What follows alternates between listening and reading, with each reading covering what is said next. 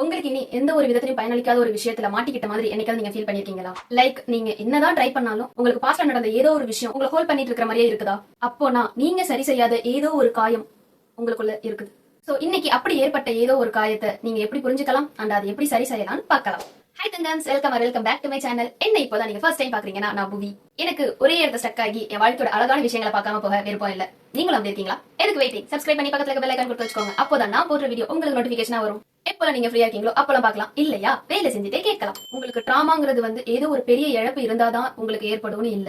சில நேரத்துல சின்ன சின்ன விஷயங்கள் கூட உங்களுக்கு டிராமாவா மாறி இருக்கலாம். ஃபார் எக்ஸாம்பிள் பார்த்தோம்னா சில பேர் ஈஸியா பாடி ஷேம் பண்ணிட்டு போயிருப்பாங்க. அது நமக்கு ஏதோ ஒரு இடத்துல காயமாயிருக்கும். இல்லனா உங்களை சில இடத்த யாரோ ஒதுக்கிருப்பாங்க. சோ அந்த டைம்ல உங்களுக்கு என்னடா இப்படி பண்ணிட்டாங்க அப்படின்னு ஒரு காயம் ஏற்பட்டிருக்கலாம். உங்களுக்கு அன்புனாலே என்னன்னு தெரியாத நபர்கள் கூட உங்களுடைய பழக்கம் இருந்திருக்கலாம். ஆனா நீங்க அந்த அன்புக்காக ஏங்கிட்டு இருந்திருப்பீங்க. பட் அன்பார்ச்சுனேட்லி உங்களுக்கு அந்த அன்பு கிடைக்காம இருந்திருக்கலாம். அதனால கூட இந்த டிராமா உங்களுக்கு ஏற்பட்டிருக்கலாம். அப்படி இல்லையா? நீங்க வளர்ந்த சூழ்நிலை உங்களுடைய எமோஷன்ஸை பார்க்க தெரியாதவங்க கிட்ட நீங்க வளர்ந்திருப்பீங்க. இந்த மாதிரி விஷயங்கள் எல்லாம் காலப்போக்குல டிராமாவா மாறி இருக்கலாம். சோ ஃபர்ஸ்ட் உங்களுக்கு எதனால இந்த டிராமா ஏற்பட்டது, உங்களுடைய பாஸ்ட் உங்களுடைய பிரசன்ட் லைஃபை எப்படி அஃபெக்ட் பண்ணிருக்குன்னு ஃபர்ஸ்ட் கண்டுபிடிங்க. So recognise your drama. அடுத்ததா பார்த்தோம்னா ஐடென்டிஃபை யுவர் டிராமா ரெஸ்பான்ஸ். நீங்க உங்களுக்கு ஏற்பட்ட ஏதோ ஒரு காயத்தாலையோ வலியாலையோ இப்போ நீங்க எந்த மாதிரி எல்லாம் ரியாக்ட் பண்றீங்க, எப்படி எல்லாம் உங்களுடைய பிஹேவியர் இருக்கு நீங்க நோட் பண்ண ஆரம்பிங்க. ஃபார் எக்ஸாம்பிள் கான்ஸ்டன்டா உங்க மேலே நீங்க பழி தூக்கி போட்டுக்கிறீங்களா? மத்தவங்க பண்ண தப்பு கூட ஆமா என் மேலதான் தப்பு விடு, ஆமா எனக்கு எதுவும் இல்லதான், நான் திறமை இல்லாத ஆள் தான், இந்த மாதிரி உங்க மேலே நீங்க பழி போட்டுட்டு இருக்கீங்களா? அப்படி இல்லையா ஒருத்தவங்க கூட ஒரு டீப் கனெக்ஷனுக்கு அவாய்ட் பண்றீங்களா? இல்ல வேண்டாம் அப்படின்னு உங்களுக்கு ஒரு விஷயம் நடக்கணும்னா மத்தவங்களை எதிர்பார்த்துக்கிட்டே நீங்க இருக்கீங்களா?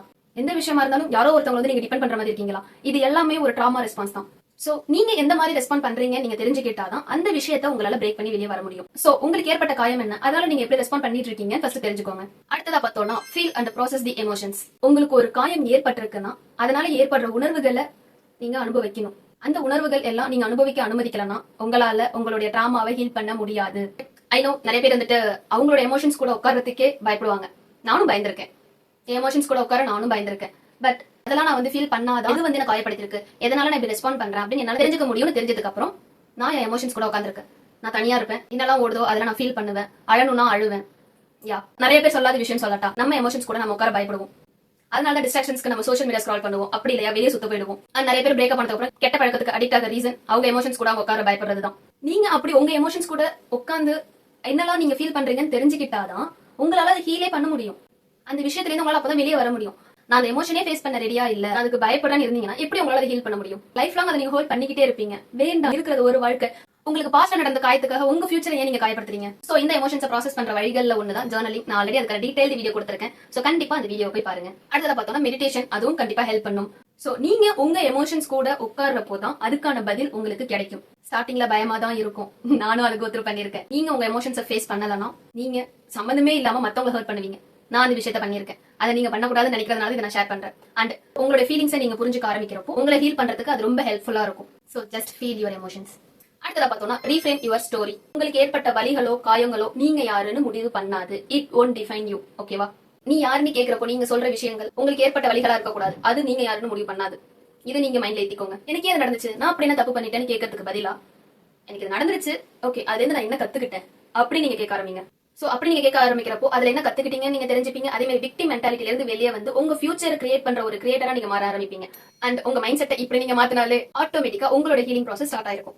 அடுத்ததா பார்த்தோம்னா connect with your inner child. நம்ம எல்லாருக்குள்ளயும் நம்மளுடைய சின்ன வயசு குழந்தை இருக்குது. நமக்கு ஏற்பட்ட நிறைய காயங்கள் அந்த குழந்தை பருவத்துல தான் ஏற்பட்டிருக்கும். நீங்க வேணா யோசிச்சு பாருங்களேன், நிறைய விஷயங்கள் உங்களை காயப்படுத்திருக்கும். அந்த விஷயங்கள் எல்லாம் உங்க குழந்தை பருவத்திலேயே ஆரம்பிச்சிருக்கும். சோ இப்போ நீங்க உங்க கண்களை மூடி நீங்க குழந்தையா இருக்கிறப்ப எப்படி இருந்தீங்களோ அந்த நபரை போய் பாக்குற மாதிரி இமேஜின் பண்ணுங்க. இமேஜின் பண்ணிட்டீங்களா? அவங்க கிட்ட நீங்க என்ன சொல்லுவீங்க? நான் என் புவி கிட்ட என்ன சொல்லுவேன் தெரியுமா? You deserve more love. நீ பாசத்துக்கு ரொம்ப தகுதியான நபர் புவி. உன்னை சுத்தி இருக்கிற எல்லாரையும் நம்பாது. உனக்கு இதுதான் சொல்லி கொடுத்திருக்கிற வாழ்க்கை எல்லாம் உண்மை கிடையாது. எல்லாரும் அவங்களோட அனுபவத்துல சொல்லி கொடுத்திருக்காங்க. அவங்களுடைய அனுபவம் உன்னுடைய வாழ்க்கை இல்ல புவி. உனக்கு என்ன தேவைங்கிறத நீ கண்டுபிடி. உன்னால மத்தவங்களுடைய உணர்வுகளை புரிஞ்சுக்க முடியும். அதனால மத்தவங்க உன்னை காயப்படுத்த அனுமதி கொடுக்காத. உனக்கான பாசம் இதுவரை யார் கொடுக்கலனாலும் நான் உனக்கு கொடுக்குறேன். ஐ லவ் யூ புவி. இதான் நான் என்னுடைய குழந்தை பருவத்தில் இருக்கிற என் புவிக்கு நான் சொல்லியிருப்பேன். சோ உங்களுடைய குழந்தை பருவத்தில் இருக்கிற உங்ககிட்ட நீங்க என்ன சொல்லிருக்கீங்க கமெண்ட் செக்ஷன்ல கண்டிப்பா சொல்லுங்க. சோ உங்களுக்கு இப்போ நீங்களே தாயா மாறுங்க. உங்களுடைய குழந்தைக்கு நீங்க எவ்வளவு அன்பு கொடுப்பீங்களோ அந்த அன்பு உங்களுக்கு நீங்க கொடுங்க. உங்க குழந்தைகிட்ட எவ்வளவு பொறுமையா காட்டுவீங்களோ அந்த பொறுமையெல்லாம் நீங்க உங்களுக்கு காட்டுங்க. அந்த குழந்தைக்கு அப்போ தேவைப்பட்ட அன்பை இப்போ நீங்க காட்டுங்க. உங்ககிட்ட நீங்க சொல்லுங்க ஐ லவ் யூ. அடுத்ததா பார்த்தோம்னா சீக் ஹீலிங் மெத்தட்ஸ். உங்களால அஃபோர்ட் பண்ண முடியும்னா நீங்க தெரப்பி ட்ரை பண்ணலாம். அப்படிலாம் இல்ல நீங்களாவே உங்களை ஹீல் பண்ணிக்கணும்னு நினைக்கிறீங்கன்னா தெரிஞ்சுக்கோங்க, இட் வில் டேக் டைம். என்னாலையும் ஃபினான்ஷியல் அஃபோர்ட் பண்ண முடியாது. சோ நிறைய விஷயங்கள் நானா தான் தேடி தேடி கண்டுபிடிச்சு ஹீல் பண்ணலாம் கத்துக்கிட்டேன். சோ இது வந்து எனக்கு 4 வருஷம் எடுத்துச்சு. It's roller coaster ride. உங்களால அஃபோர்ட் பண்ண முடியும்னா ப்ளீஸ் ட்ரை தெரப்பி. அண்ட் அப்படிலாம் முடியாதனாலும் பரவாயில்ல, உங்களை நீங்களே வந்து பாத்துக்க முடியும். என்னால முடியறப்போ உங்களால முடியாதா என்ன? கண்டிப்பா முடியும். சோ மெடிடேஷன் ட்ரை பண்ணுங்க. உங்களுக்கு எங்கெல்லாம் போனா நீங்க கொஞ்சம் ஃப்ரீயா இருப்பீங்க, உங்க மைண்ட் ரிலாக்ஸா இருக்கும், அந்த மாதிரி இடத்துக்குலாம் நீங்க எக்ஸ்ப்ளோர் பண்ணுங்க. அதே மாதிரி செல்ஃப் கேர் பண்ணுங்க. உங்களுக்கு எது பெஸ்டா சூட் ஆகுமோ அந்த விஷயத்த நீங்க செய்யுங்க. ஹீலிங்கிறது வந்து ஒரு பர்சனல் திங் தான். அது இந்த மாதிரி தான் ஹீல் பண்ணணும் ஒரு விஷயத்த அப்படிலாம் எதுவும் இல்ல. உங்களுக்கு எது சூட் ஆகுமோ அந்த முறையில உங்களை நீங்க ஹீல் பண்ணிக்கோங்க. ஆனா இதுல இருக்கிற ஒரு கீ பாயிண்ட் என்னன்னா, நீங்க உங்ககிட்ட ஜென்டிலா இருக்கணும். உங்களுக்கு ஏற்பட்ட காயங்கள், அதுல நீங்க பண்ண தவறுகள், அதெல்லாம் நீங்க ரியலைஸ் பண்ண ஆரம்பிக்கிறப்போ உங்க மேலே உங்களுக்கு கோபம் வரலாம். But accept your self. அந்த தவறு உங்களுக்கு நடக்கலனா இப்போ அதை நீங்க ரியலைஸ் பண்ணிருக்க மாட்டீங்க. இப்போ அதை நீங்க ரியலைஸ் பண்றதுனால உங்க ஃபியூச்சர்ல அதை நடக்க கூடாதுன்னு நீங்க முடிவு எடுக்கிறீங்க. சோ உங்ககிட்ட நீங்க ஜென்டலா நடந்துக்கோங்க. சோ ஹீலிங்கிறது வந்து உங்களுடைய பாஸ்ட போய் அழிக்கிறது இல்ல. அதுல நீங்க என்ன கத்துக்கிட்டீங்க, அதுல இருந்து எப்படி நீங்க வளர்ந்துருக்கீங்க, உங்களுக்கு பாஸ்ட் நடந்த ஏதோ ஒரு விஷயம் அதனால நீங்க எப்படி ஸ்ட்ராங்கா மாறிக்கீங்க, அதுதான் ரொம்ப முக்கியமான விஷயங்கள். சோ உங்களுடைய காயம் என்னன்னு நீங்க தெரிஞ்சுக்கிட்டு அதை ஹீல் பண்றதுக்கான வழிகளை நீங்க செய்ய ஆரம்பிங்க. You deserve peace, you deserve happiness. இதுவரை இந்த வீடியோ பார்த்திருந்தீங்கன்னா ரொம்ப தேங்க்ஸ். உங்களுக்கு இந்த வீடியோ பிடிச்சிருந்தா கண்டிப்பா லைக் பண்ணுங்க. உங்களுக்கு ரொம்ப பிடிச்சவங்களும் அவங்களுக்கும் டிராமா இருக்கும், அதை அவங்க தெரிஞ்சுக்கிட்டு அதுல இருந்து அவங்க ஹீல் ஆகணும்னு நினைக்கிறீங்கன்னா இந்த வீடியோவை அவங்களுக்கு ஷேர் பண்ணுங்க. அடுத்த வீடியோல வேற ஒரு டாபிக்ல உங்களை நான் மீட் பண்ற வர shine like a star. By.